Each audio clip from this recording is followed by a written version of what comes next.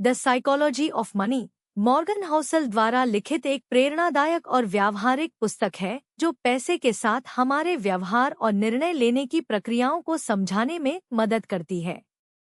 यह पुस्तक इस बात पर प्रकाश डालती है कि कैसे हमारी भावनाएं, आदतें और सोच पैसे के साथ हमारे रिश्ते को प्रभावित करती हैं। मॉर्गन हाउसल बताते हैं कि पैसे के प्रबंधन में तकनीकी ज्ञान से ज्यादा महत्वपूर्ण हमारा व्यवहार है। एक धन की समझ और व्यवहार की भूमिका। पैसा केवल गणित का खेल नहीं है। यह अक्सर हमारी भावनाओं, इच्छाओं और अनुभवों से प्रेरित होता है। मॉर्गन हाउसल ने समझाया है कि दो लोग समान वित्तीय शिक्षा और संसाधन रखने के बावजूद पैसे को अलग-अलग तरीकों से संभाल सकते हैं। मुख्य विचार। आपके पैसे के साथ व्यवहार का 90% हिस्सा मनोविज्ञान और केवल 10% तकनीकी ज्ञान से संबंधित है। लोग हमेशा पैसे के साथ तर्कसंगत नहीं होते हैं। वे अपने पिछले अनुभवों और धारणाओं से प्रेरित होते हैं। 2. सौभाग्य और जोखिम, लक वर्सेस रिस्क। पुस्तक में बताया गया है कि सफलता में भाग्य और जोखिम का बड़ा योगदान होता है। सफलता केवल आपकी मेहनत या योजना का परिणाम नहीं होती, इसमें बाहरी कारक भी शामिल होते हैं। उदाहरण, बिल गेट्स और उनके जैसे सफल लोगों को सही समय पर सही अवसर मिला। वहीं कई मेहनती लोग जोखिम या दुर्भाग्य के कारण सफल नहीं हो पाते। सबक। अपनी सफलता पर अहंकारी न बने और असफलता पर दूसरों को दोष न दें। 3. पर्याप्त की परिभाषा, the concept of enough. Housel का कहना है कि पैसे के प्रति असंतोष और लालच हमें परेशानी में डाल सकता है। अधिक से अधिक धन की चाहत हमें खतरे में डाल सकती है। सबक। आपको यह जानना चाहिए कि कितना पर्याप्त है। हर किसी के लिए पर्याप्त की परिभाषा अलग होती है।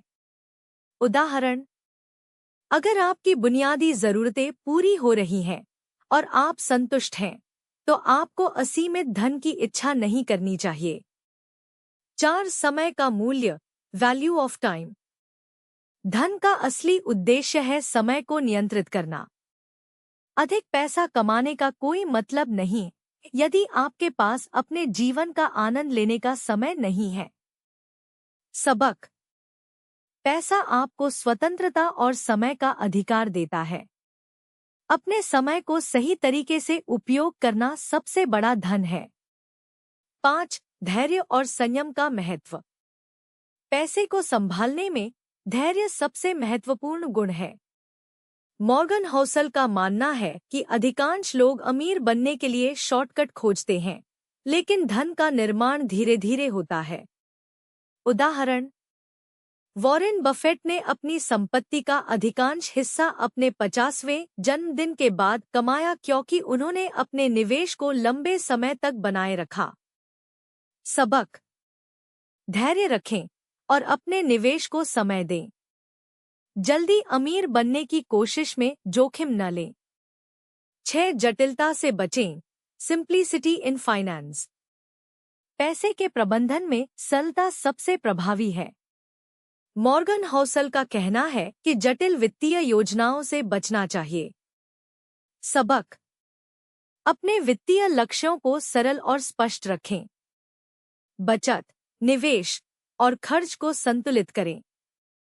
उदाहरण, मासिक बजट बनाएं और उसी के अनुसार खर्च करें। 7. बचत की शक्ति, पावर ऑफ सेविंग्स। आपकी आय चाहे कितनी भी हो, बचत करना हमेशा महत्वपूर्ण है। बचत का मतलब केवल पैसे को बचाना नहीं है, बल्कि यह सुरक्षा और स्वतंत्रता की भावना प्रदान करता है। सबक। अपनी आय से कम खर्च करें। एक आपातकालीन कोष, इमरजेंसी फंड, तैयार करें। 8. निवेश में अनुशासन। निवेश में अनुशासन और दीर्घकालिक दृष्टिकोण आवश्यक है।